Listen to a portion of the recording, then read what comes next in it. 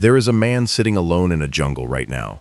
No food, no water, no shelter, no radio, no GPS, no backup coming.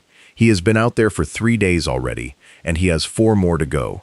The only thing between him and death is a single fixed-blade knife, and everything his instructors spent years burning into his brain. Most people would not last 48 hours. He is not most people. He is a Special Forces candidate in the middle of the most brutal survival evaluation on Earth. And what happens over those 7 days will either make him or break him forever. Before we go any further, take 1 second to subscribe if you have not already. Over 98% of people watching right now are not subscribed. It costs you nothing, and it means everything. Hit that button now and let's get into this. This is the story of what actually happens when the most elite soldiers in the world are stripped of everything and left with nothing but a knife. How they find water when there is none. How they build fire from scratch in pouring rain. How they hunt and trap animals with improvised tools made from sticks and cordage. How they sleep when every instinct in their body is screaming at them to keep moving. How they manage the psychological spiral that kills more candidates than the physical challenge ever does. And what separates the ones who make it from the ones who quit. This is not a survival show tip. This is not a camping technique video. This is the real thing, and it is one of the most fascinating and terrifying things the human body and mind can endure. Let's start at the beginning. Day 1. The candidate is inserted. That word inserted is important because it is not dropped, it is not placed, it is inserted, just like a surgical instrument into a wound. The insertion is deliberate. It is calculated to maximize disorientation and psychological pressure from the very first second. In most Special Forces selection pipelines, particularly in programs like the United States Army Special Forces Qualification Course, or the Q Course, and in SERE School, which stands for Survival, Evasion, Resistance, and Escape, the candidate has already been awake for somewhere between 24 and 48 hours before they even reach the survival phase. They are already depleted, already hungry, already operating on a cognitive deficit that would get a normal person sent home from a regular job.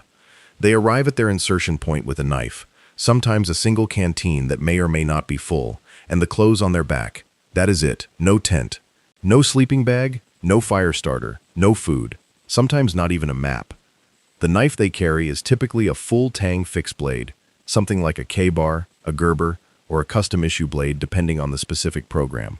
Full tang means the metal of the blade runs all the way through the handle in one solid piece. This matters enormously because a knife that can be used for prying, batoning through wood, heavy chopping, digging, and building needs structural integrity that a folding knife simply cannot provide.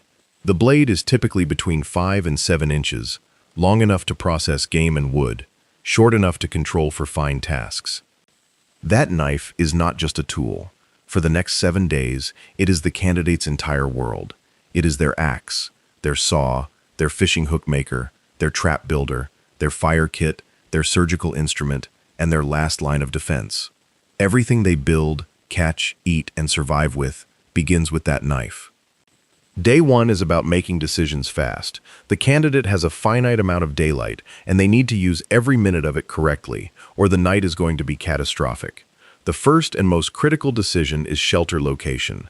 This is where untrained people almost always make a fatal error. They think about comfort first. They look for a nice flat patch of ground under a big tree, and they set up there. Special Forces candidates do not do that.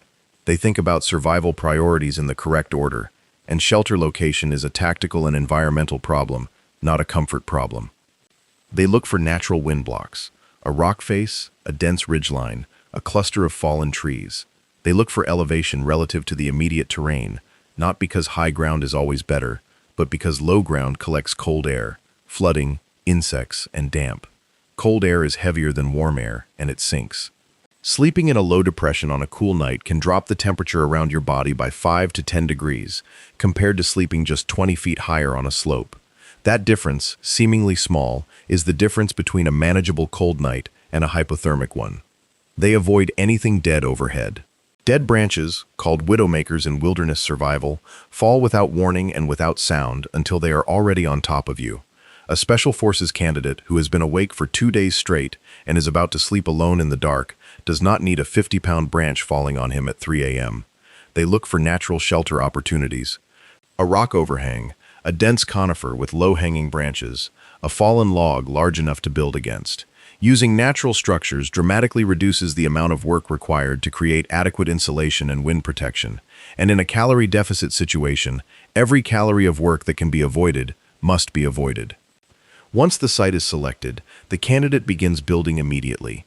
There is no sitting and resting first. There is no orientation period. There is no breaking in slowly, because while they are sitting, the sun is moving and the temperature is dropping and daylight is bleeding away 1 minute at a time. The structure they build is almost always a debris hut or a lean-to, depending on available materials and environmental conditions. The debris hut is one of the most thermally efficient emergency shelters a human being can construct from natural materials. The principle is simple. Dead leaves, dry grass, pine needles, fern fronds, bark, and any other dry organic matter trap air. Trapped air is insulation. Enough insulation and the heat your body generates stays around you, instead of radiating out into the cold night air.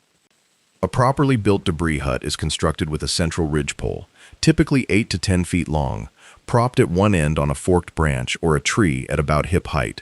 Ribs are laid along the ridgepole on both sides like the frame of a fish skeleton. Then debris is piled on top of those ribs until the wall is at least 2 feet thick on all sides. 2 feet of compacted debris is roughly equivalent to a sleeping bag rated to freezing conditions. The opening is small, just large enough to crawl in and out of. Small openings preserve heat. The interior is lined with even more debris, so the candidate is essentially burrowing into a pile of insulating material rather than sleeping on cold ground. This structure can take 3 to 4 hours to build correctly. An experienced Special Forces candidate can do it in 90 minutes. During that 90 minutes, they are using that knife constantly, cutting the ridgepole, trimming the ribs, shaving bark for finer insulation, processing any materials that need to be reduced in size. The knife does not leave their hand. Simultaneously, they are mentally cataloging everything they saw during the approach to their shelter site: water sources, animal signs, plant species, ground topography, trail networks. All of it is being filed away because they are going to need every piece of that information over the days to come. When the shelter is done, the candidate transitions immediately to fire, and here is where it gets brutally technical. Fire from scratch is one of the hardest primitive skills a human being can learn. It looks simple on television. It is not. In real field conditions, especially in humid environments with no modern fire-starting tools, it requires precision, physical effort, an exact understanding of materials science, and the ability to execute fine motor skills while your hands are shaking from cold and fatigue. The friction fire methods most commonly taught and used in survival situations are the bow drill and the hand drill. The bow drill is faster and more reliable in a wider range of conditions. The hand drill is simpler in terms of materials, but demands perfect technique and works best in dry conditions with specific plant species. The bow drill system consists of 4 components: the fireboard, also called the hearthboard; the spindle, also called the drill; the handhold, also called the bearing block; and the bow. The fireboard and spindle must be made from specific species of wood. Not just any wood will work.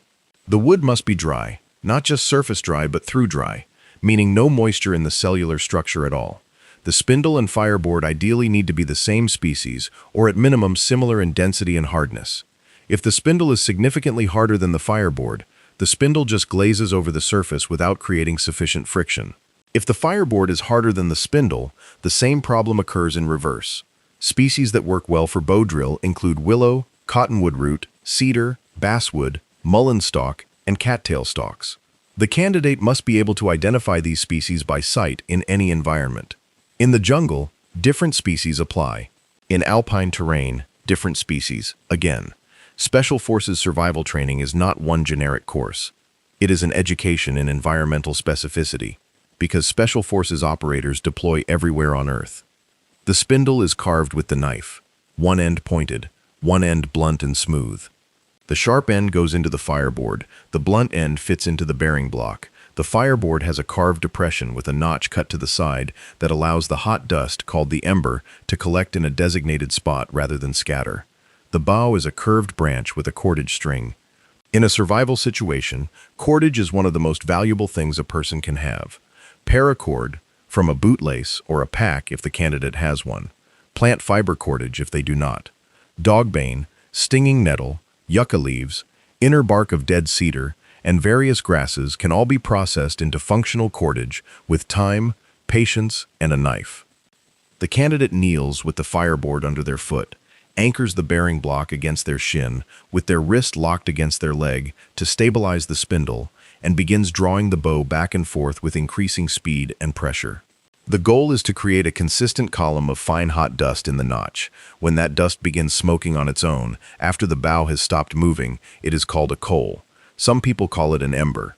Whatever you call it, it is fragile as a soap bubble and precious beyond description. The coal is transferred into a tinder bundle.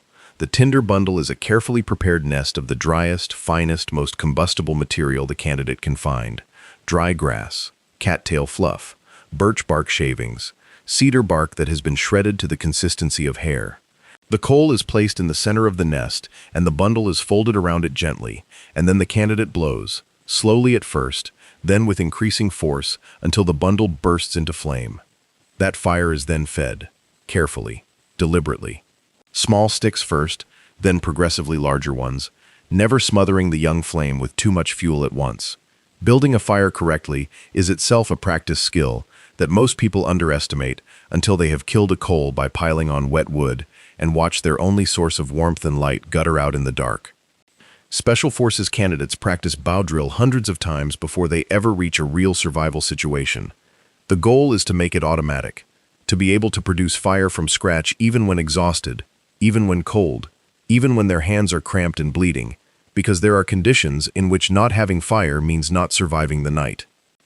Fire serves multiple functions beyond warmth. It purifies water when boiled. It signals. It cooks food. It keeps predators and insects at a distance. It provides psychological comfort in a way that is genuinely difficult to overstate. A person sitting in darkness in the wilderness, alone, hungry, cold, and uncertain, who manages to produce a fire from nothing but natural materials and a knife, experiences a shift in psychological state that is almost immediate. The flame represents control, and control is what keeps people from falling into the spiral. We will come back to the spiral, but first, let's talk about water. Day 1. As soon as the candidate is inserted and before they do anything else, they need to begin solving the water problem. Because without water, cognitive function begins degrading within hours. Dehydration causes confusion, slowed reaction time, impaired decision-making, headaches, and muscle weakness. All things that will kill you in the wilderness faster than hunger ever will. The human body can survive 3 weeks without food. It can survive roughly 3 days without water, and that number drops significantly in hot conditions, high altitude, or situations involving heavy physical exertion, all 3 of which apply to Special Forces survival training. The candidate needs to locate and secure a water source on day 1, ideally before dark. The techniques for doing this are layered and specific. Moving water is always preferable to still water. Rivers, streams, creeks, springs. Moving water has natural aeration and is less likely to have developed dangerous bacterial concentrations, though it must still be purified if possible. Still water, ponds, puddles, swamp pools can carry Giardia, Cryptosporidium, E. coli, and dozens of other pathogens that will incapacitate a person within 24 to 48 hours of ingestion. In a survival situation, getting sick from bad water is a death sentence in slow motion. If fire has been established, water can be boiled. Even without a metal container, there are techniques. A wooden container or a bark vessel can be used with fire-heated stones dropped into the water, a method called stone boiling. The stones are heated directly in the coals, then transferred to the water container with improvised tongs made from green sticks. Several cycles of hot stone exchanges will bring water to temperature sufficient to kill biological pathogens. If fire is not yet established, another technique is solar disinfection called SODIS, placing clear water in a transparent container in direct sunlight for 6 or more hours. But this requires a container in clear sunlight, neither of which may be available. In many environments, the candidate can collect dew. Dew is pure water that condenses on grass, leaves, and other surfaces in the early morning hours before the temperature rises.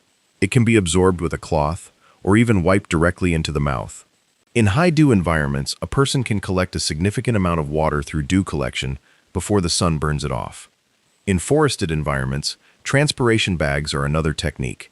A clear plastic bag, if available, can be tied over a leafy branch of a living tree.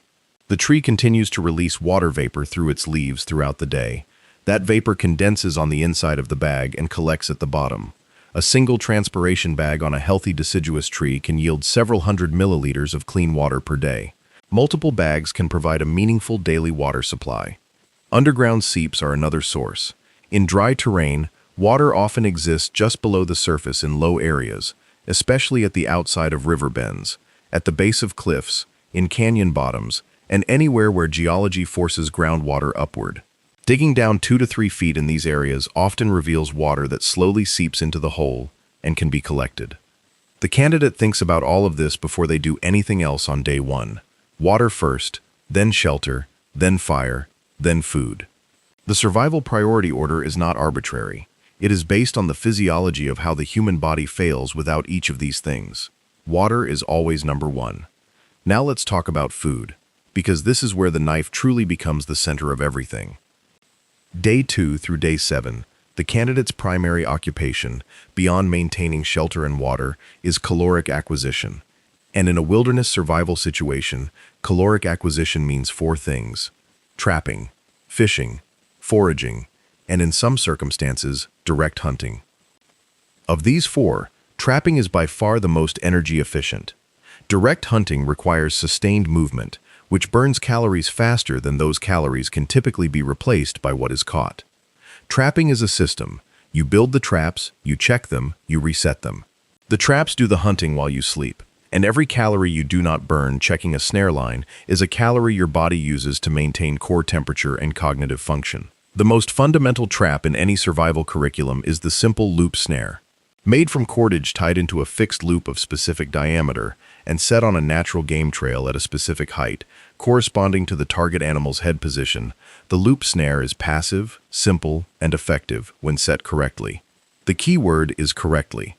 Setting a snare requires understanding animal behavior. Reading the landscape for sign, pressed grass, scat, tracks, fur caught on brush, worn paths through undergrowth where animals travel the same route repeatedly, because animals are creatures of habit. They use the same water sources, the same feeding areas, the same travel corridors day after day unless something disturbs them. The candidate learns to read these signs the way a tracker reads a page of text.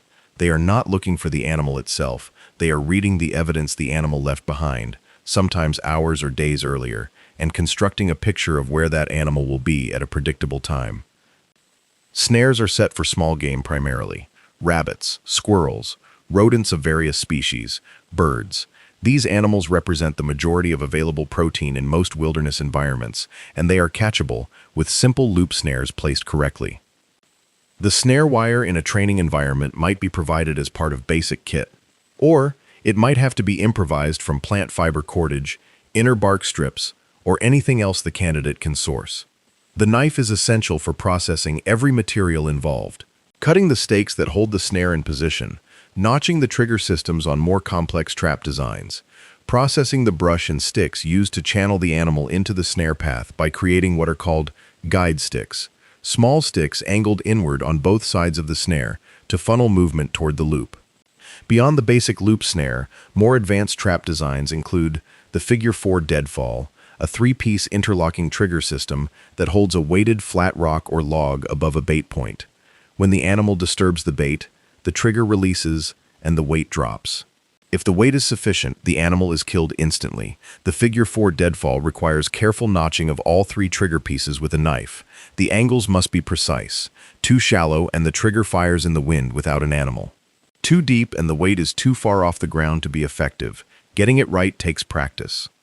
There is also the Paiute deadfall, a variation of the Figure 4 that is more sensitive and better suited for smaller animals. The promontory peg trap, the rolling snare, various bird traps including the Figure 4 snare and the twitch-up snare, which uses the spring tension of a bent sapling to lift a snared animal off the ground and kill it through strangulation, while simultaneously keeping it out of reach of other predators.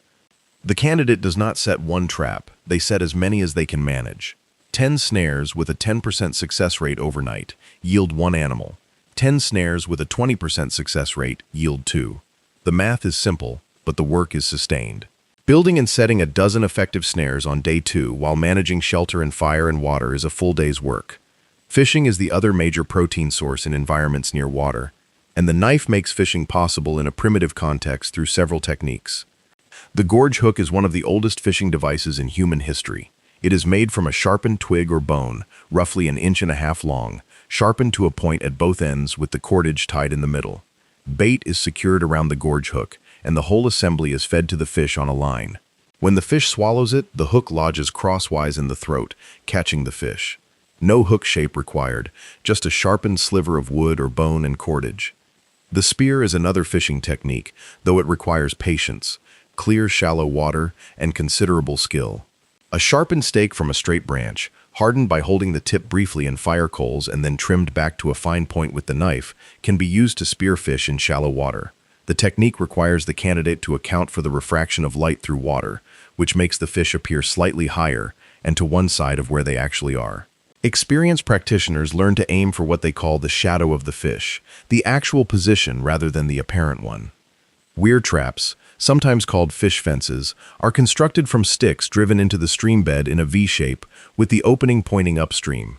Fish swimming downstream naturally funnel into the point of the V, where they can be caught by hand or spear. Building a weir takes time and is most effective in slow-moving shallow water, but once built, it can yield fish continuously with minimal ongoing effort. Foraging for plant food is the most reliable but also the most calorie-limited food source in most wilderness environments. Plants are abundant, but most of them are low in calories. They are valuable primarily for micronutrients, vitamins, and minerals that the body needs to maintain function during an extended survival situation. Starchy roots like cattail rhizomes, burdock root, and arrowhead tubers are the exception, providing meaningful carbohydrate calories that help prevent the cognitive degradation that comes with severe carbohydrate restriction. The golden rule of wilderness foraging is simple. If you do not know it, you do not eat it. Misidentification of toxic plants is a genuine risk in many environments. Some of the most dangerous plants in North America closely resemble edible ones. Poison hemlock looks like wild carrot. Water hemlock looks like edible water parsnip. Pokeweed berries look like edible berries to the untrained eye. Getting this wrong does not mean a mild stomach ache. Getting this wrong means organ failure. Special Forces candidates are trained to identify specific edible species in the environments they are likely to operate in. Cattail is one of the most universally recognizable and useful plants in North America. Growing in or near water, identifiable by its distinctive brown cylindrical seed head. Nearly every part of the cattail is edible at some point in the growing season. The rhizomes can be eaten raw or dried and pounded into a starchy flour. The young shoots in spring taste somewhat like cucumber. The pollen from mature plants can be gathered in quantity and used as a flour supplement. Cattail is one of those species that a survival candidate can identify with absolute certainty and use with confidence. Acorns from oak trees are another high-calorie wild food available in autumn in most temperate regions. Raw acorns contain tannins that make them bitter and can cause gastric distress in quantity, but leaching them in multiple changes of cold water, or boiling them changes, removes the tannins and makes them edible. Ground-dried acorns produce a starchy flour. This is not fast food, it is a process. But in a 7-day survival situation, the candidate has time to run that process. Insects are protein. This is not appealing to most people raised in a Western food culture, but it is biological fact. Grubs, beetles, ants, termites, grasshoppers, crickets, and earthworms are all edible and in many cases calorie-dense. Certain moth and butterfly larvae found in wood and underbark contain meaningful fat content. Fat is the most calorically dense macronutrient, 9 calories per gram versus 4 for protein and carbohydrate. And fat is what the starving brain craves above all else after the first 72 hours without adequate food intake. The candidate is not squeamish. They cannot afford to be. Squeamishness is a luxury of people who have food available. In a genuine survival situation, the ability to eat what is available without hesitation is not just a preference. It is a survival trait. Now let's talk about the knife in the context of processing all of this, because processing game is one of the most practical and immediately important knife skills in the entire survival curriculum. A squirrel caught in a snare needs to be skinned and gutted within a few hours of death, or the meat begins spoiling from the bacterial activity in the gut. The technique begins with a cut through the skin at the base of the tail, then cuts down each leg from the tail cut, then the skin is peeled off the carcass like a glove, working from the tail toward the head. The intestines are removed through a careful midline cut from sternum to pelvis, shallow enough to open the body cavity without puncturing the gut. The gut is removed intact if possible. Puncturing the intestines contaminates the meat with fecal bacteria and dramatically increases spoilage speed. What remains is cooked over the fire. In a survival situation, cooking is not about flavor. It is about food safety and caloric extraction. Protein from muscle tissue is more bioavailable after cooking. Bones can be cracked and the marrow extracted, providing additional fat calories. Even small game like a single squirrel yields meaningful calories to a person operating in a severe deficit. Processing a fish is similar but faster. A cut through the belly from tail to gills, the gut removed, gills removed, and the fish is ready for cooking. In a wilderness survival context, the fish can be gutted and then placed directly over coals on a stick, or wrapped in mud and placed directly in coals to steam cook. Every single one of these tasks is performed with the knife. The knife does not get set down. It does not get lost. It does not get damaged through carelessness. For a Special Forces candidate in a survival situation, losing or breaking the knife is potentially fatal. The knife is treated accordingly, with the kind of care and respect that most people reserve for things that keep them alive. Now let's talk about the thing that the curriculum does not put in a manual, but that every instructor knows is the real determining factor in who makes it and who does not: the psychological dimension. Day 3 is when people fall apart. Not day 1. Day 1 has the adrenaline of insertion, the immediate problem-solving urgency of getting shelter and fire and water sorted before dark. Day 1 is almost energizing in the way that genuine emergencies can be. The nervous system is flooded with stress hormones that suppress hunger, suppress some pain, sharpen focus. Day 1 is survivable on chemistry alone. Day 2 begins the real test. The adrenaline starts to fade. The shelter that was good enough yesterday is now showing its flaws. The temperature dropped more than expected, and the candidate woke up shivering at 2 in the morning. Sleep was broken and shallow. Hunger is starting to shift from discomfort to a genuine, distracting, cognition-affecting force. The body has begun shifting its metabolic priorities in ways the candidate can feel: a low-grade headache, difficulty concentrating, a slight tremor in the hands. Day 3 is when the mind starts to negotiate. The psychological phenomenon that survival instructors fear more than any physical hazard is called the task saturation crisis, followed by the why spiral. It works like this. The candidate has been awake more hours than they have slept. They are cold, they are hungry. Every task they have attempted has required more effort and more time than it should have, and produced less result. The snares are empty. The bow drill attempt this morning failed twice before producing a coal. The water collection is adequate but boring and requires continuous attention. And then, in a quiet moment, usually at dusk on day 3, when the light is fading and the forest is going dark and the fire feels very small, the candidate's brain asks a question: why am I doing this? That question, which sounds philosophical and almost harmless, is in fact the beginning of the most dangerous thing that can happen in a survival situation, because the next step is not an answer. The next step is a wave of images: a warm bed, a meal, a phone call, the faces of people they love. The cumulative emotional weight of weeks of exhaustion and deprivation compressed into a single moment of longing that is almost physical in its intensity. In a real survival situation, where there is no option to quit, where quitting means death, the mind eventually moves past that moment. It has no choice. But in a training environment where there is a cadre member who could be radioed and a warm meal waiting at base camp and a logical part of the brain that knows none of this is strictly necessary, that question is lethal. Candidates who quit almost always quit on day 3 or day 4. Not because they are physically broken. Almost nobody is physically broken on day 3. They quit because the negotiating voice in their head wins the argument. And the negotiating voice is clever. It does not say you cannot do this. It says you have already proven yourself enough. You have already shown what you can do. You can stop now. Nobody will blame you. You have earned a rest. The candidates who graduate are the ones who have a mechanism for defeating that voice. Not ignoring it, not pretending it does not exist. Defeating it, because pretending it does not exist is itself a failure mode. Suppressed psychological content does not go away. It accumulates and detonates at the worst possible moment. The techniques Special Forces instructors teach for managing the psychological spiral are specific and practical. The first is called task anchoring. When the spiral begins, the candidate immediately assigns themselves a specific physical task, not a long-term plan, not a survival strategy review, a single immediate task. Go get more firewood. Check the snare line. Process the bark for tomorrow's tinder. The task does not need to be large. It needs to be immediate and real. Physical action interrupts the cognitive spiral because it forces the brain to shift from abstract thinking to procedural task execution.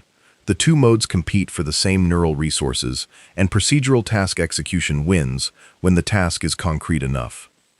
The second technique is called temporal segmentation. The candidate stops thinking about 7 days. 7 days from an empty stomach on day 3 is an impossible concept. Instead, they think about this morning, this afternoon, tonight. Just make it to dark. Just make it to sunrise. The entire survival problem is broken into segments small enough for an impaired brain to manage without triggering the overwhelm cascade. Marathon runners use the same technique. They do not think about mile 26 when they are at mile 3. They think about getting to the next aid station. The third technique is called progress inventory. Every evening, the candidate mentally lists everything they have accomplished that day. Shelter improved, water sourced and processed, fire maintained, 2 snares set and in position, edible plant identified and harvested. This is not positive thinking in the motivational poster sense. This is a deliberate cognitive intervention that counters the brain's natural negativity bias, which in a depleted state defaults aggressively to focusing on everything that has gone wrong rather than everything that has gone right. The progress inventory corrects that bias with documented evidence. The fourth technique, and in many ways the most powerful one, is purpose connection. The candidate reminds themselves why they are here, not in the abstract, specifically, the unit they want to serve in, the teammates who would depend on them. The mission they have been training for since they were young. This is the technique that separates Special Forces mentality from civilian survival thinking. A civilian trying to survive thinks about getting home. A Special Forces candidate thinks about getting back to the mission. The purpose is external. It is larger than the individual, and something cognitive happens when the purpose is larger than the individual. The self-preservation calculus changes. The discomfort is still there. The hunger is still real, but it no longer has the final vote. Day 4 and 5 are the grinding days. The spiral has been managed or it has not, and the candidate who made it past day 3 with their psychology intact enters a strange altered state that many survivors describe in remarkably similar terms regardless of culture, background, or specific survival context. The hunger is still present, but it has shifted from sharp to dull. The body has fully committed to running on fat stores and minimal incoming calories, and it has found a metabolic rhythm. The mind, freed from the acute crisis of the first days, begins operating with a kind of focused clarity that is almost meditative. Small tasks become absorbing. The sound of the forest becomes detailed and informative, rather than threatening and oppressive. The candidate notices things they missed in the first frantic days. A bird's flight pattern that consistently leads to water. The way a particular patch of ground moss is damper than surrounding areas, suggesting an underground seep. The early morning tracks of an animal that has been visiting a certain root patch every day at the same time. This is the state that indigenous hunters and gatherers describe as being in the land. The candidate has stopped fighting the environment and started reading it. The environment, which felt hostile and alien on day 1, has become familiar and legible. This shift is not sentimental, it is practical. Candidates who reach this state find dramatically more food and water than those who remain in the initial reactive stress mode. Day 4 might bring the first real success with trapping, a rabbit in a loop snare, or a small fish harvested from a weir, or a successful grub collection from a rotting log that yields a meaningful palmful of white larvae cooked quickly over the coals. Any one of these events provides not just calories, but an enormous psychological dividend. Success breeds confidence. Confidence reinforces competence. The feedback loop that was working against the candidate in the spiral now works for them. Day 5 is when some candidates, the truly exceptional ones, begin demonstrating something that surprises even experienced instructors. They begin optimizing. They are no longer just surviving. They are improving their system. They move their snare line to a better location because they read new sign this morning. They improve the shelter based on what they have learned about the prevailing wind over the past 4 nights. They find a way to collect more water more efficiently. They begin planning the next 48 hours with the kind of deliberate strategic thinking that characterizes experienced field operators rather than survival candidates. This is what Special Forces survival training is ultimately designed to produce. Not just the ability to survive, though that is obviously essential. but the development of what the military calls adaptive capacity, the ability to function, to think clearly, to make good decisions, and to continue executing the mission under conditions that have degraded everything about the environment, including your own physical and cognitive state. Day 6. The candidate is thinner. Their face has taken on the gaunt quality of sustained caloric deficit. Their sleep, while still broken by necessity, has deepened into the kind of primitive restorative cycle that human beings used for most of their evolutionary history. They sleep when they need to and wake when something in the environment demands it. An unusual sound, a change in wind, the instinctive pre-dawn waking that comes from millions of years of evolutionary pressure to be alert at the time of day, when predators are most active. By day 6, the candidate's situational awareness has become almost uncomfortable to observe from the outside. Instructors who monitor survival training exercises from concealment describe candidates on day 6 who seem to sense observation before any visual or auditory cue is available. The nervous system has been recalibrated by days of sustained environmental attunement. The filtering that modern cognitive neuroscience calls the cocktail party effect, the brain's ability to tune out background information and focus on specific signals, has been reversed. The candidate is picking up everything, processing all of it, and drawing inferences from environmental data that most people would not consciously register as information at all. This is not superhuman ability. It is the baseline human capacity for environmental intelligence that modern life systematically suppresses through overstimulation, constant noise, light pollution, digital distraction, and the absence of genuine environmental dependency. Remove all of that, and the old circuitry comes back online. It takes about 4 days. Day 7 is extraction, and the emotions candidates report at extraction are almost always surprising to people who have not been through it. They are not just relieved. Relief is certainly part of it, but there is something else present that takes most candidates a day or two after return to process and articulate. What they describe, consistently, is a sense of something being lost at extraction. The silence, the simplicity, the absolute clarity of knowing exactly what mattered and exactly what they needed to do about it. Back in the world of noise and options and competing demands and schedules and social obligations, the problem set immediately becomes both smaller and more confusing. The stakes are lower, but the cognitive load is paradoxically higher because the feedback loops are slower and less clear. One Special Forces instructor describes it this way. When a man comes out of the field after a real survival week, he is the most competent, most aware, most psychologically stripped version of himself that he will ever be. He knows exactly what he is made of. He cannot lie to himself about it because there is no room for self-deception out there. What he does with that knowledge when he comes back, that is what determines whether he is a truly exceptional operator or just a very good one.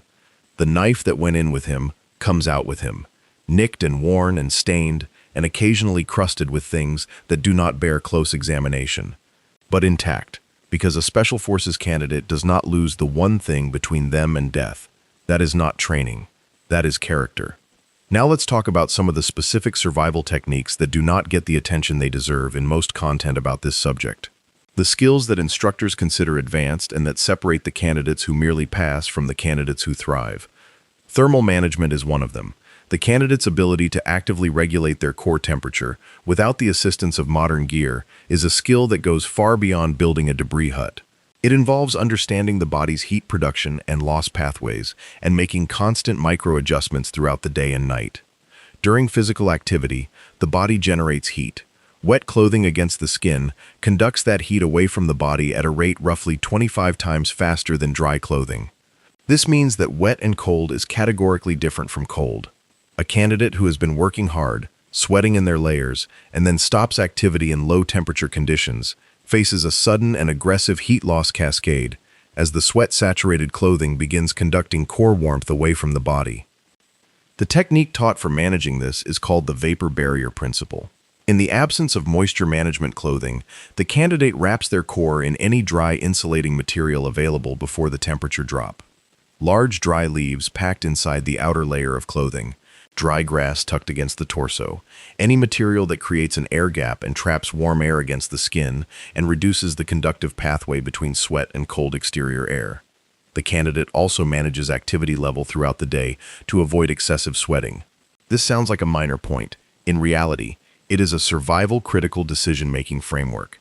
Every hour of the day, The candidate is implicitly asking whether the physical exertion they are about to undertake is worth the thermal cost. Tasks that generate excessive heat and sweating are deferred to the warmest part of the day when the ambient temperature differential is smallest. Heavy tasks near dark, when temperatures are dropping, are avoided unless emergency conditions demand them. Fire management is another advanced skill that deserves more attention than it typically receives. Maintaining fire in adverse conditions is not the same as starting fire. Rain can extinguish a fire even when it has been burning well. Wind can spread fire to unintended locations. The candidate manages both threats simultaneously. Rain protection for a fire begins with the original site selection. A natural overhang, a large tree canopy, or a deliberately constructed ember shelter, a small lean-to structure built specifically around the fire site, can dramatically extend a fire's survival in rain conditions. The candidate keeps a supply of dry tinder and small fuel inside the shelter envelope so that if rain does penetrate and dampen the main fire, reignition materials are immediately available. The long fire, also called the star fire in some traditions, is a technique for maintaining fire through the night with minimal supervision. Logs are arranged like spokes of a wheel pointing toward the center. As each log burns down at its inner end, it is pushed further in by the slow gravity-driven collapse of the outer end. A well-arranged star fire,